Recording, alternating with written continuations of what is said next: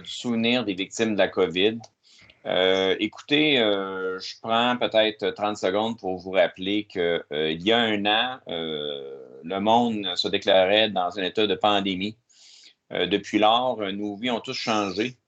Depuis lors, trop de nos amis, connaissances ou même de nos voisins sont partis, sont décédés. À jamais, nos vies seront changées. Et en tant que conseil municipal, la COVID nous a empêchés de vous voir de plus près. Oui, vive la technologie, mais il n'y a absolument rien qui bat comment je peux dire ça, le contact avec les citoyens en séance publique. Mais avant même de commencer, j'aimerais ça que l'on puisse prendre une minute de silence pour, en respect avec tous ceux et celles que vous connaissez. Moi, j'en ai connu plusieurs qui sont décédés. Et aux nombreux Québécois et Canadiens, là, qui, au-delà de 10 000, qui sont morts directement ou en tout cas prématurément là, dans leur vie à cause de la COVID. Donc, je demanderais une minute de recueillement.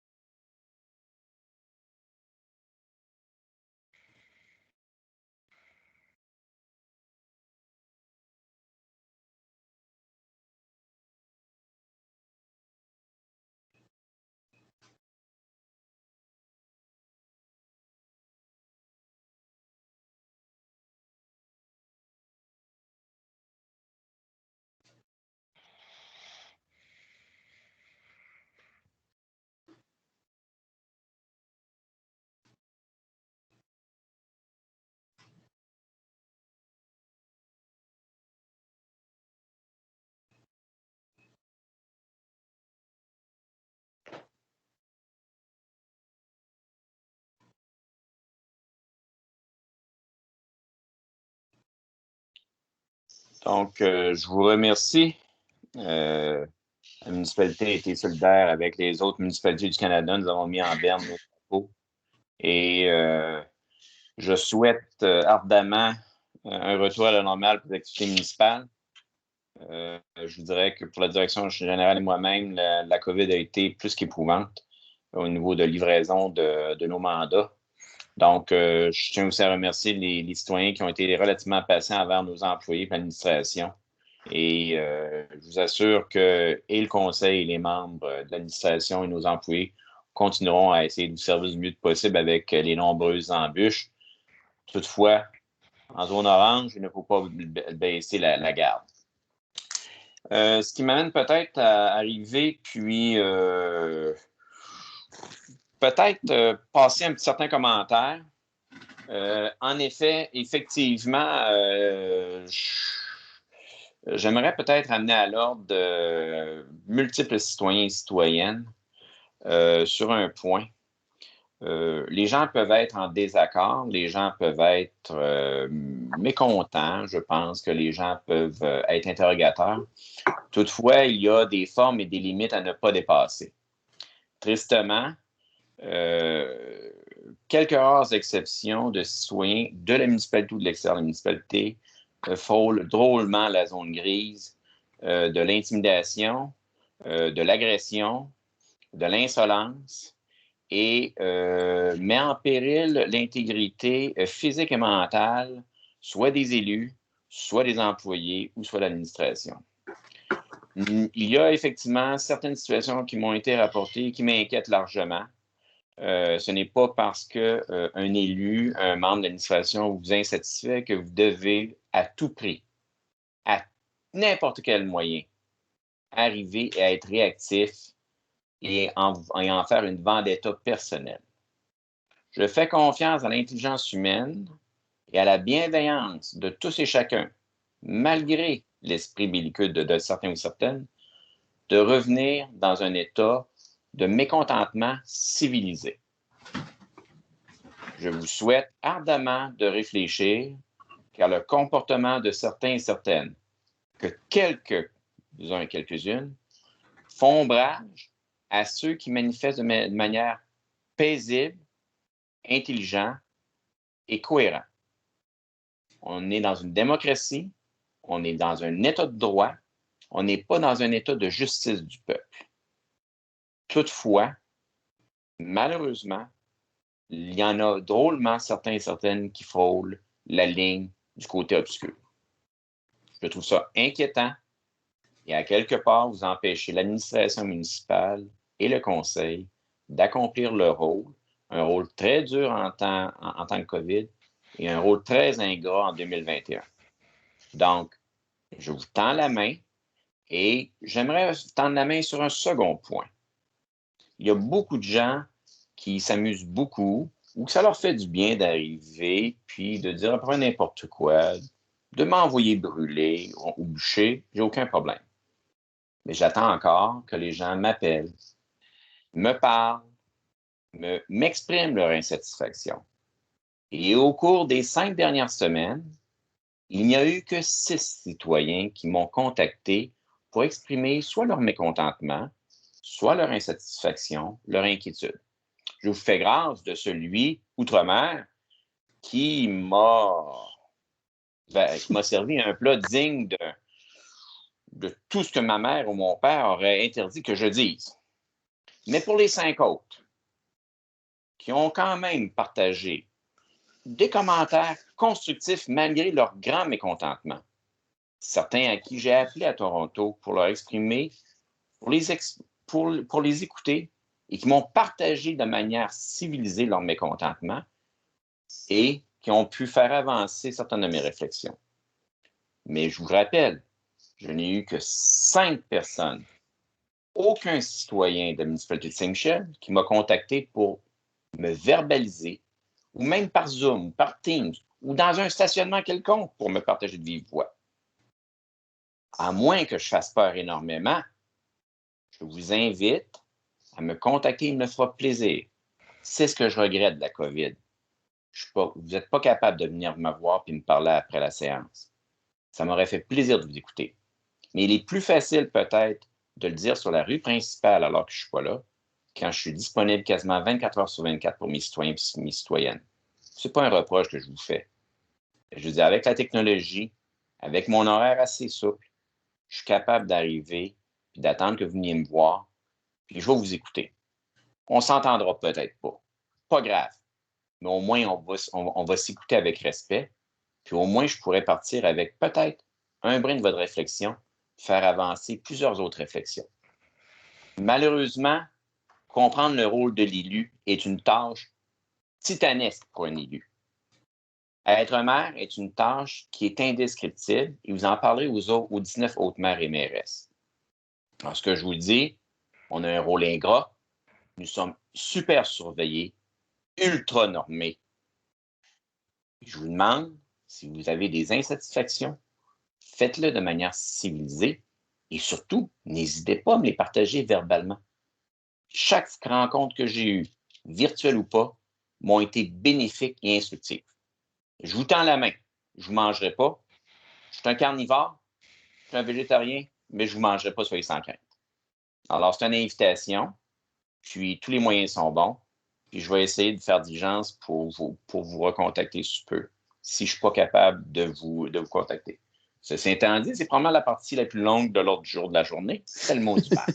Ceci étant dit, sans tarder, parce qu'il est actuellement 22h17 à l'enregistrement, on va procéder à l'ordre du jour. Conséquemment, à l'ordre du jour, il y a effectivement 2 points qui ont été retirés à l'ordre du jour. Donc, tout d'abord, il y a le point 5.6 qui a été la refonte du plan d'urbanisme. L'avis de motion et le dépôt se fera au mois d'avril. Donc, le point sera retiré. Le point 7.1, mise en place une naissance florissante, a été retiré pour des raisons qui ont été invoquées en préséance. Le point reviendra plus tard suite à une bonification de l'administration. Donc, êtes-vous prêt à adopter l'ordre du jour? D'abord, l'ouverture de la séance, Mme Nadeau, je suis complètement illégale, effectivement, je suis désolé.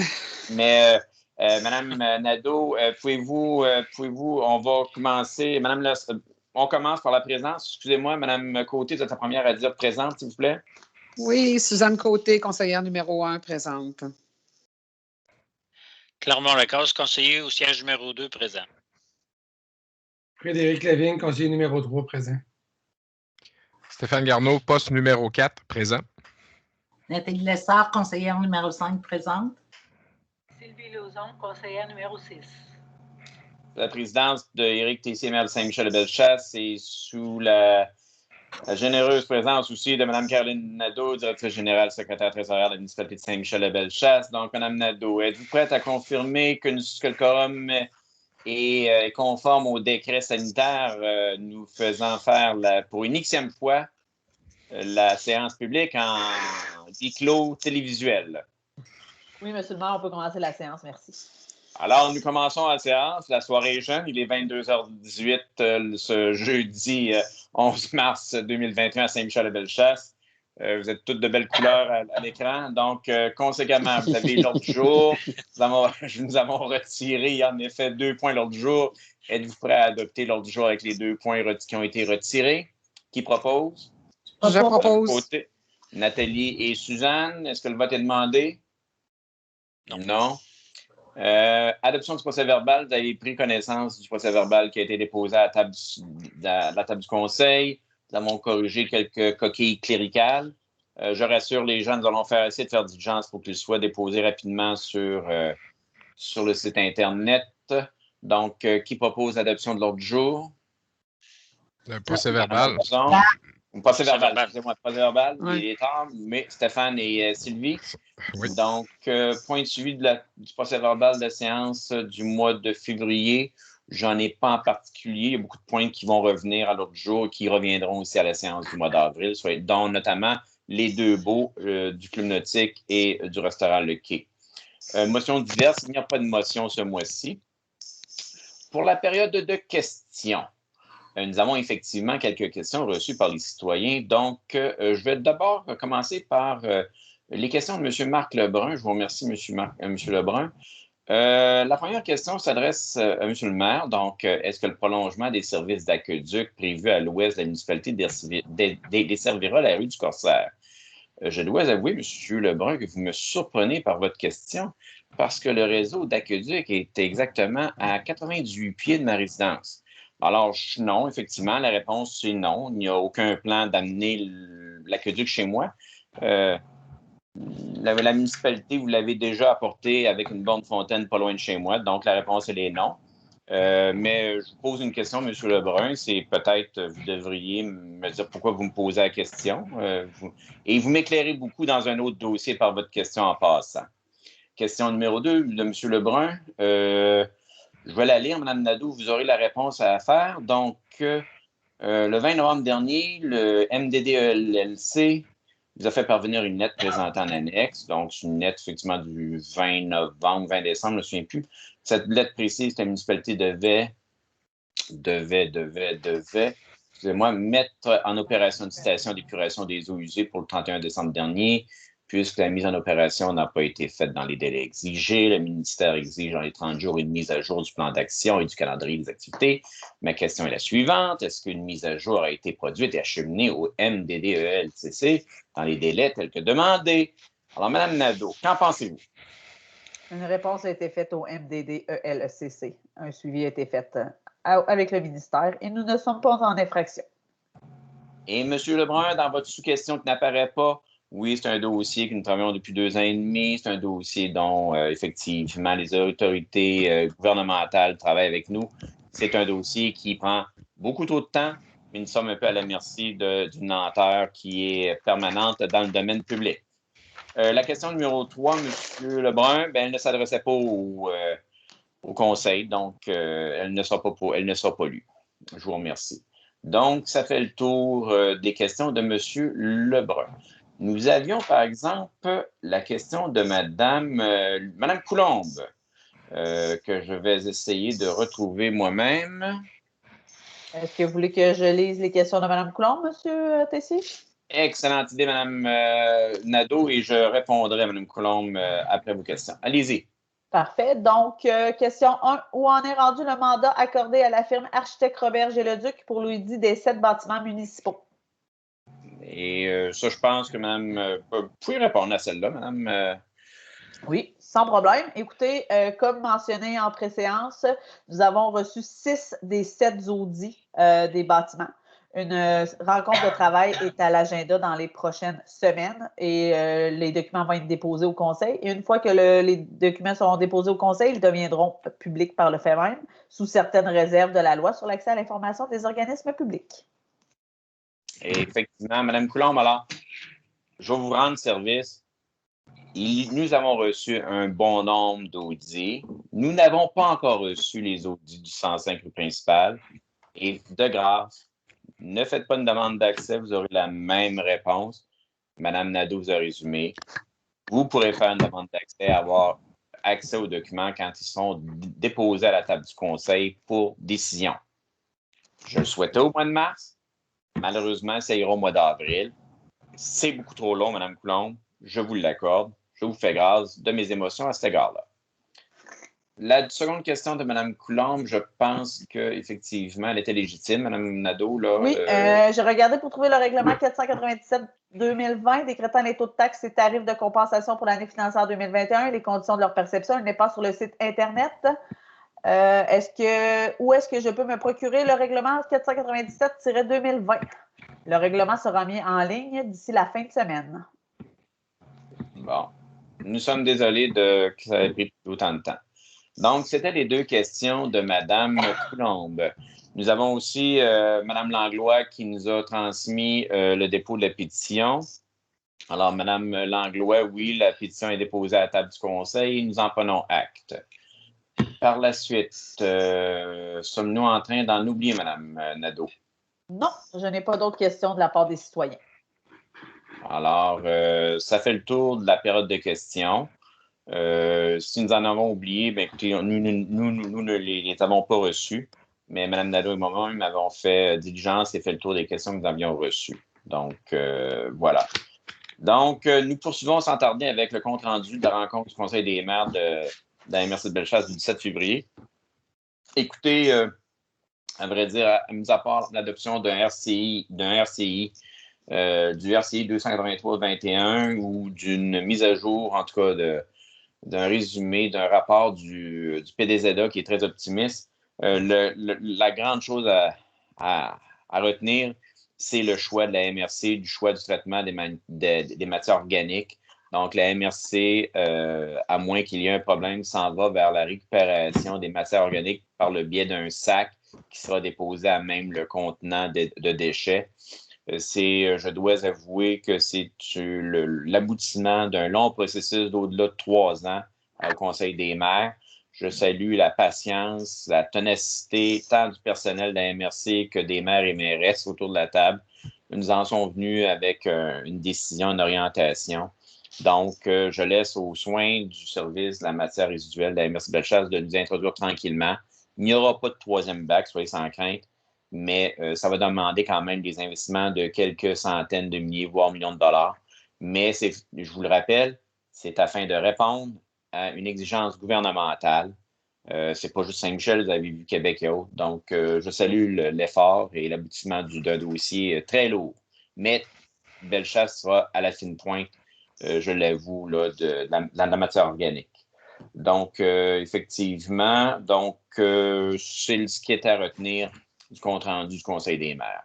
Adoption des comptes, vous avez eu le dépôt de la liste des comptes. Il y a effectivement un compte qui avait été oublié, qui vous a été ajouté à la dernière seconde. C'est le paiement de la quote-part à la MRC de Bellechasse d'un montant légèrement supérieur à 155 000 $. Donc, c'est le premier versement. Donc, vous avez reçu la liste des comptes plus ce compte supplémentaire-là.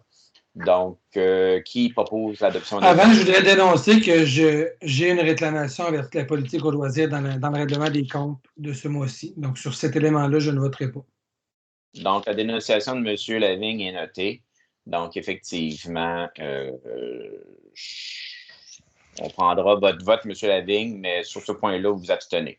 C'est ça. D'accord. Donc, qui propose l'adoption des comptes? Propose. OK. Second. Suzanne Clermont. Donc, est-ce que le vote est demandé sur les comptes? OK. Puis, la remarque de M. Lavigne est notée au procès-verbal. Déneigement de l'avenue La Rochelle. Donc, vous avez pris connaissance de la fiche synthèse qui était de rembourser un montant là, du déneigement de la rue La Rochelle suite effectivement à la non-vente du terrain public. Donc, qui propose l'adoption d'un montant, ça représente un montant de 600 $ de mémoire, je pense. Oui, 662 662, donc c'était le remboursement là, du montant estimé aux résidents de la rue La Rochelle. Donc, qui propose? Je propose. Je demande le vote. Le vote est demandé. Donc, quels sont ceux qui sont pour? Sylvie, Stéphane Garneau pour. Nathalie Lessard pour. Quels sont ceux qui sont contre? Suzanne Côté, contre. Clermont, contre. Frédéric Lavigne, contre. Donc, oui, là, vraiment, là, c'est palpitant ce soir, encore une fois. Donc, je vais surprendre tout le monde. Là. Je mets mon veto là-dessus parce que dans les faits, il y a un problème avec le déneigement de la rue La Rochelle. Donc, il n'y aura aucun remboursement ce mois-ci. Puis, on va revenir avec une proposition de résolution modifiée qui essaiera de peut-être essayer de concilier les positions de divergence des pour et des contre. Donc, Mme Nadeau, là, je mets mon veto tout de suite, on vous rapportera. Donc, c'est un compte qui va être sorti. Cette résolution-là a été remise à la prochaine séance. Mais effectivement, il y a effectivement une problématique qui est à régler. C'est une rue qui aurait dû être privatisée il y a 3 ans, une directive qui avait été donnée à l'administration et qui a été oubliée. Donc, j'apprécierais qu'on n'interprète pas mon veto comme d'un bord ou de l'autre. Donc, pour ceux qui ont la plume facile, j'aimerais ça un peu de retenue. Je vous tends la main à la retenue. Dans mon métier, je fais énormément de conciliation. Il faut peut-être donner la chance d'arriver de trouver un terrain nettoyé, s'il vous plaît. Alors, voilà. On continue. Incendie. Adoption du rapport annuel du service incendie de la municipalité de Saint-Michel-de-Bellechasse. Donc, vous en avez pris connaissance. Oui. Donc, c'est qui propose l'adoption du rapport annuel? Nathalie, qui seconde Clermont. Création d'un comité de service incendie. Monsieur le maire, oui. En adoptant le rapport, c'est parce qu'on n'a pas le choix, parce que dans les faits, c'est pas un si bon rapport que ça pour Saint-Michel. Ben, écoutez, M. Lavigne, je vais vous répondre à la question. Effectivement, le rapport qui est public dénote plusieurs lacunes au service incendie. Ce n'est pas la première année que le service incendie de la municipalité de Saint-Michel-Bellechasse a des lacunes importantes qui nous ont été rapportées. Je dois avouer qu'il y a d'énormes efforts qui ont été faits par le service de l'administration. Nous sommes encore en mode de progression. Il y a un soutien de la MRC aussi. Ce qui m'amène peut-être, M. Lavigne, à parler du point 2.1, création d'un comité de service incendie. Pour faire un topo rapide pour les gens à l'audition là, qui nous écoutent. Ça fait au-delà de 10 ans que la municipalité de Saint-Michel-de-Bellechasse essaye d'améliorer les services incendies. 3 administrations différentes, plusieurs projets. Depuis 3 ans, nous avons arrivé et travaillé sur un projet de regroupement à 8 municipalités ou à moins. Nous en sommes rendus au projet final d'un regroupement à 2, donc avec la municipalité de Beaumont. Nous en sommes au dernier 1000, au côté plus technico-technique. On va au-delà du service incendie, on va vers un véritable service d'urgence pour répondre aux exigences gouvernementales afin de protéger de manière contemporaine et moderne et évolutive nos citoyens et effectivement nos bâtiments et actifs. Donc, il faut, pour terminer la réflexion et arriver avec une décision finale du Conseil, avec une proposition finale, la création d'un comité de service incendie. C'est plutôt création d'un comité pour terminer le regroupement incendie jusqu'à un certain point. J'ai bon espoir que l'orientation qui sera prise par le Conseil permettra d'obtenir dans le futur de bien meilleurs rapports parce que l'union fait la force avec une meilleure efficacité, une meilleure efficience pour le même montant investi. Donc, c'est pour ça que la création d'un comité de service incendie a été proposée. Un comité avec 3 membres de l'administration qui va participer avec l'élaboration du projet final avec un comité ad hoc à Beaumont. Donc, est-ce que je résume bien la situation, Mme Nadeau, pour votre comité? Oui, c'est bien ça, M. le maire. Donc, qui propose? Mme Lauzon propose, qui seconde? Second. Bon, tout le monde seconde. Bon, Stéphane, alors l'heureux lui pour seconder. Donc, modification à la résolution 2020-12-08, exécution de la clause 8 du protocole d'entente entre la municipalité de Saint-Michel-de-Bellechasse et la fabrique de Saint-Michel-de-Bellechasse. Donc, en effet, je remercie les autorités de la fabrique et les autorités diocésaines d'avoir respecté le délai.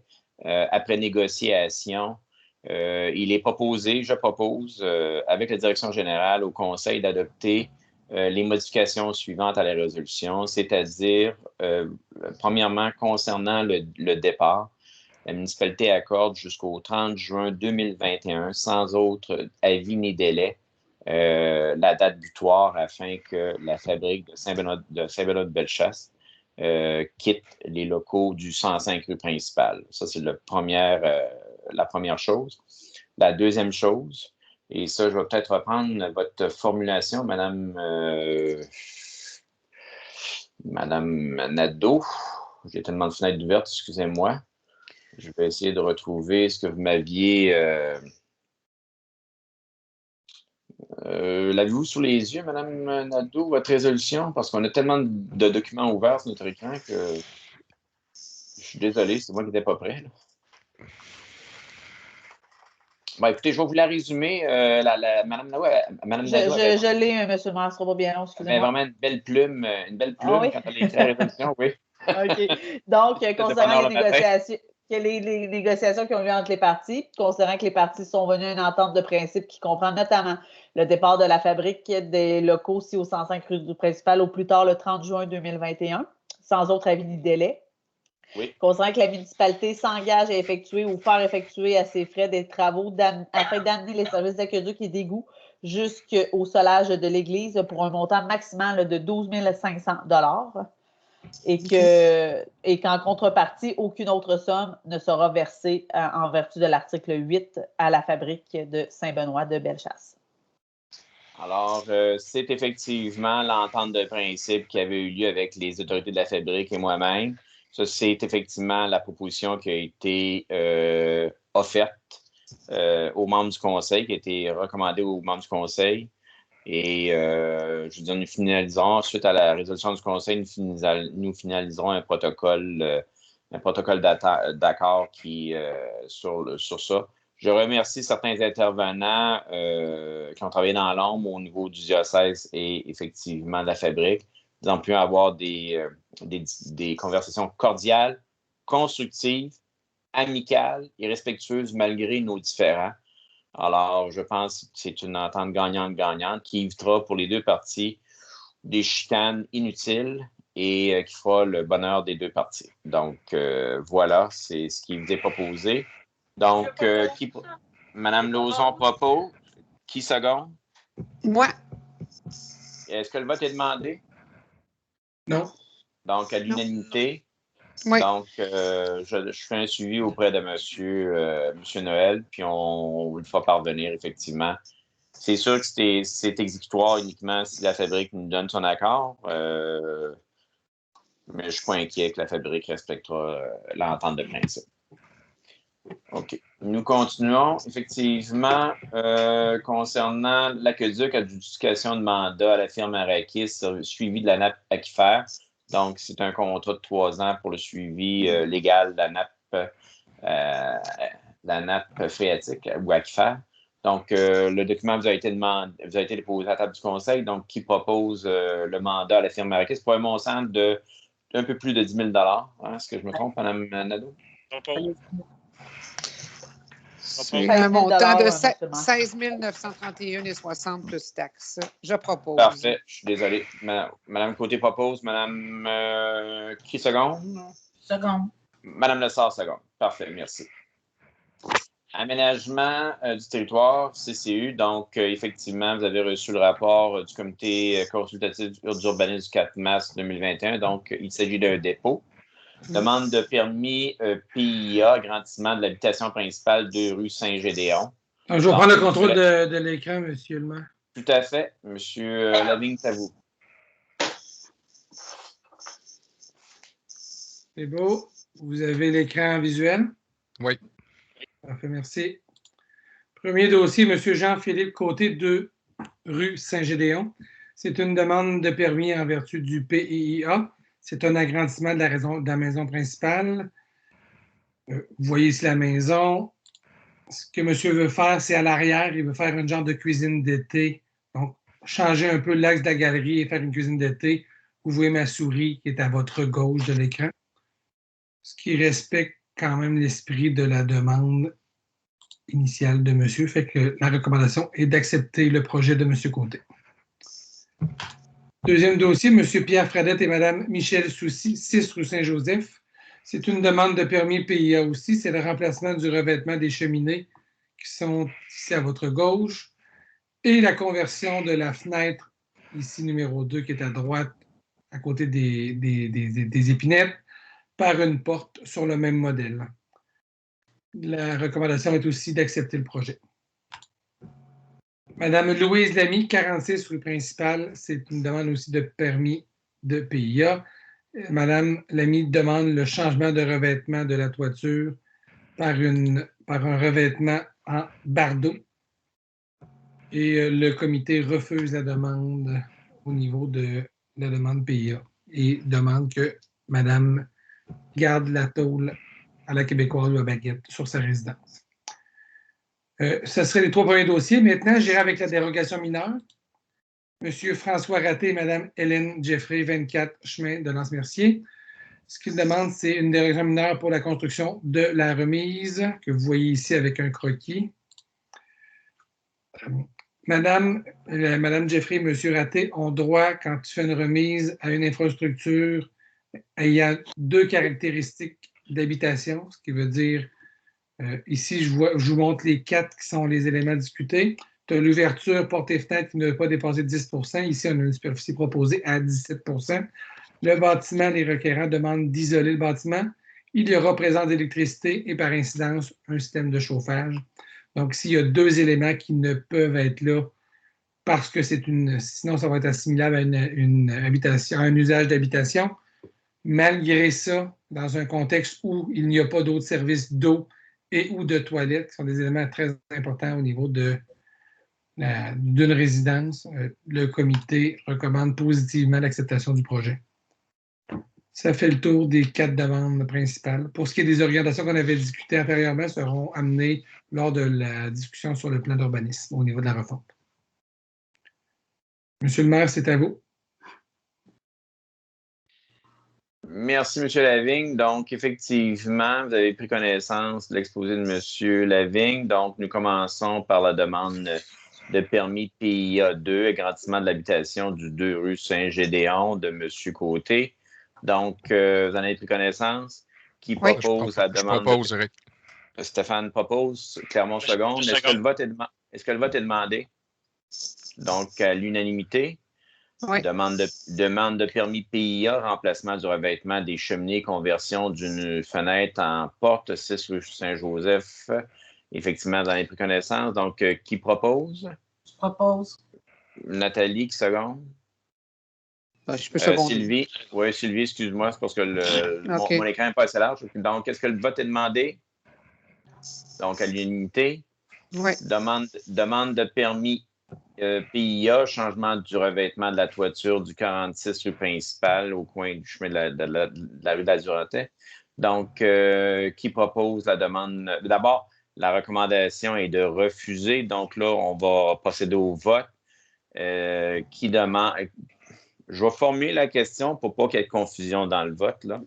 Donc, qui accepte le remplacement de la tôle par du bardeau? Ou bien est-ce que je devrais, Mme Nadeau, plutôt dire qui accepte la recommandation du CCU pour les fins là, légales? Oui, je pensais ça. Pour les fins légales, le vote devrait être demandé. Est-ce que le Conseil confirme la recommandation du CCU ou... C'est ça. Ce qui signifierait que si elle n'est pas d'accord avec le CCU, c'est qu'ils accepteraient de mettre du bardeau plutôt que de la tôle. C'est ça. OK, donc la recommandation du CCU est le refus de mettre du bardeau. Donc, qui est pour la recommandation du CCU? Qui propose d'abord avant tout, excusez-moi, je escamote, qui propose Mme Côté. Est-ce que le vote est demandé? Ben, écoutez, j'ai escamoté parce que je savais que le vote était demandé. Alors, je suis désolé pour les auditeurs. Ça avait été parlé en préséance. Alors, c'est mon erreur. Donc, qui est pour la recommandation du CCU, qui est le refus du Bardeau? Qui est Clément pour? pour. Qui est pour la recommandation du CCU, qui est de refuser le toit en Bardeau? OK. Donc, OK, on s'entend pour que ce soit clair. Donc, Mme Côté, vous êtes pour la recommandation du CCU. Oui. Après ça, qui est pour à part ça? M. Lacasse. Après ça. Frédéric Lavigne est pour. OK. M. Garneau, êtes-vous pour ou contre? Stéphane Garneau est pour. Nathalie Lessard est pour. Mme Lauzon? Je suis contre. Donc, à la majorité, Mme Nadeau, effectivement, la recommandation du CCU est acceptée. Dérogation mineure, demande de dérogation mineure du 24 chemin de Lance-Mercier concernant le lot 3 260 496. Vous avez eu la demande. Qui propose? Qui seconde? Et avant, c'est qu'il y a eu des interventions des citoyens dans le dossier. Ah oui, c'est vrai. Malheureusement, j'ai une intervention à faire, M. Lavigne. Oh, allez-y. Je m'inquiète largement de votre résolution parce que c'est une problématique qui a été soulevée par moi-même et par Mme Nadeau au service d'inspection.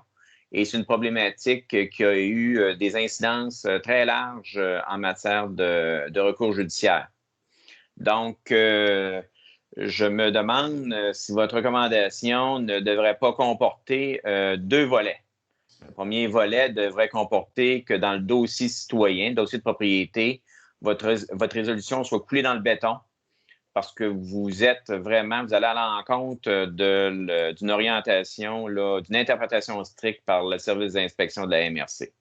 Donc, ça m'inquiète parce que, inévitablement, votre dérogation, c'est une habitation parce qu'effectivement, il y a 4 éléments présents. Abstraction faite de l'eau courante. Il y en a 3. Okay, on s'est entendu qu'au niveau de la fenestration, je ne le compte pas. Là. La question, c'est il y a 3 éléments dérogatoires. C'est le chauffage, l'isolation puis l'électricité. Alors, moi, je suis prêt à vous laisser aller, mais je ne mettrai pas mon veto si le Conseil s'engage à reviser d'ici les 3 prochains mois la réglementation concernant les cabanons ou dépendances, parce qu'actuellement, vous êtes en train d'arriver de provoquer un précédent très inquiétant. Donc, je vous partage mon inquiétude. Mme Nadeau a vécu certains dossiers avec moi-même qui nous a valu bien des maux de tête et même un recours judiciaire. Donc, la position du CCU, elle est légitime peut-être, mais la position je ne pourrais, moi, endosser la position. Je serais obligé de mettre mon veto. Si le Conseil, à tout le moins, ne force pas l'administration et se force lui-même à réviser la réglementation. Parce que vous comprenez que c'est une réglementation qui est insensée. Probablement que 80 des cabanons des garages sont non conformes à Saint-Michel. C'est insensé. Donc, là, j'interviens, puis peut-être Monsieur le maire, si on regarde l'intention de la réglementation, c'était d'empêcher d'avoir l'électricité et l'eau. C'est ça l'intention initiale. Parce que si tu as l'électricité, tu as le chauffage, puis tu as l'isolation, c'est pas logique. C'est l'eau la problématique qui est reliée ici. Là. Je regrette, M. Lavigne, je suis tout à fait en désaccord. Qu'allez-vous dire à quelqu'un qui a un garage où est-ce qu'il fait de l'ébénisterie en arrière, il y a de l'électricité pour faire marcher sa scie, un petit chauffage d'appoint pour pas que ça gèle son équipement, puis qu'il y a de l'eau pour se nettoyer les mains? Est-ce que vraiment, tant qu'à ça, est-ce que vous allez lui interdire un petit réfrigérateur pour avoir sa petite bière froide quand il fait chaud l'été ou l'hiver? Vous comprenez que si on faisait le tour de la avec vous, la question réglementaire, je suis d'accord avec vous que ça n'a pas de bon sens. Là. Mais l'intention ici, c'était pas de le virer dans un immeuble d'habitation pour pas qu'il y ait une toilette, qu'il n'y ait pas un milieu de vie. C'est pour que tu puisses te débrouiller, mais encore là, tu peux avoir une toilette pareille dans un immeuble comme ça, si ça devient un garage d'ébénisterie. Ben, vous savez, il y a beaucoup de gens à Saint-Michel, hein? Puis peut-être même des membres du conseil qui ont cette situation-là. Donc, ce que je vous dis, c'est une préoccupation citoyenne.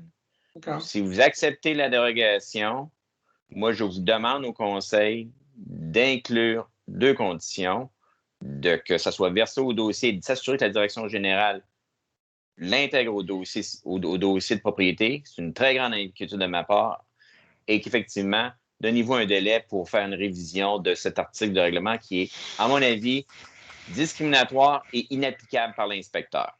Est-ce que vous êtes d'accord sur la question de l'applicabilité, Mme Nadeau?